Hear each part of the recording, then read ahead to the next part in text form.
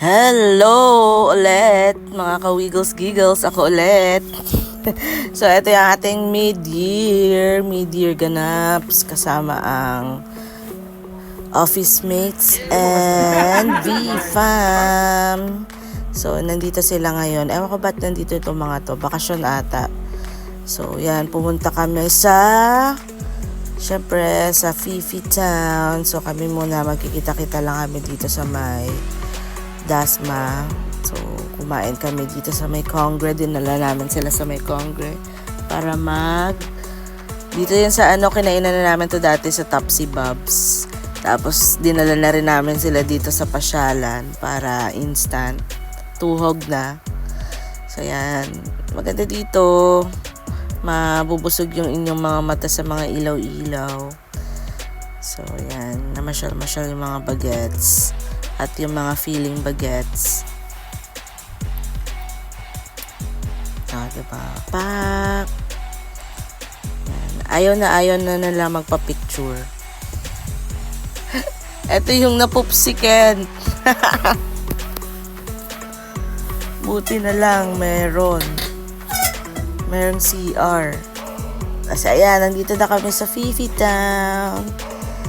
Yan, nagcha-chess sila sa taas yung mga kiddos, tapos yung mga nasa feeling kiddos ay nagvi-video okay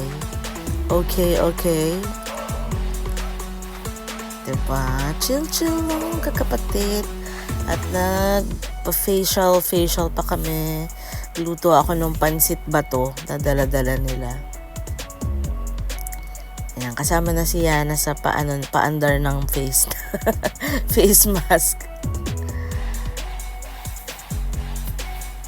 Ayan, nagutom kami. So, ako pinag-drive ko sila. Nag-drive-thru kami. Ayan, pandagdag. Tapos, nagluto ako ng, syempre, spaghetti. Ayan, may mga may mga katulong ako sa pagluto. Kasi yan, may nuggets na kami. May bread, garlic bread. And solved na ang araw. Tapos yan, nabitin pa, to be continued pa sa sa Kupang. Tapos dinala ko sila dito sa may Paranaque. Ramyun bar, diba? First time na mga bagets. Ayan, since hindi pa kaya ni Tita pumunta ng Korea, kasama sila. So dito na muna sila sa mga Korea na ramen. Ayan. Ang kukulit. Yan, masarap dito. Medyo legit yung lasa ng mga chicken. Tapos ito yung parang bingzo nila. Tapos yung ramen na madaming toppings. So pili ka lang kung anong gusto mong type ng noodles. Tapos the next day, pumunta kami ng BGC para ma-cross out na yung BGC ni ate. Ang tagal ko na kasi sila inaaya dito, hindi matuloy-tuloy. So, ngayon is the chance to shine. So, ayan, dinala. Unang stop ay saan nga to, Fi? Ano nga bang tawag dito? McKinley.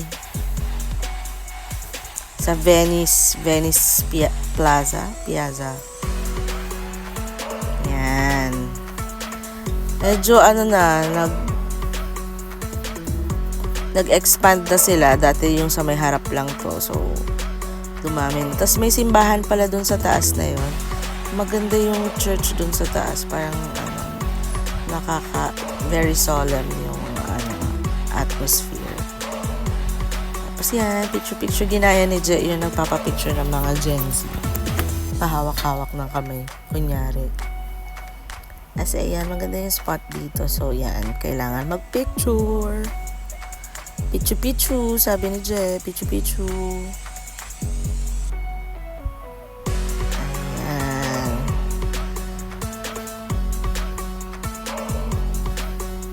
Ayan, laki na ni Yana, no?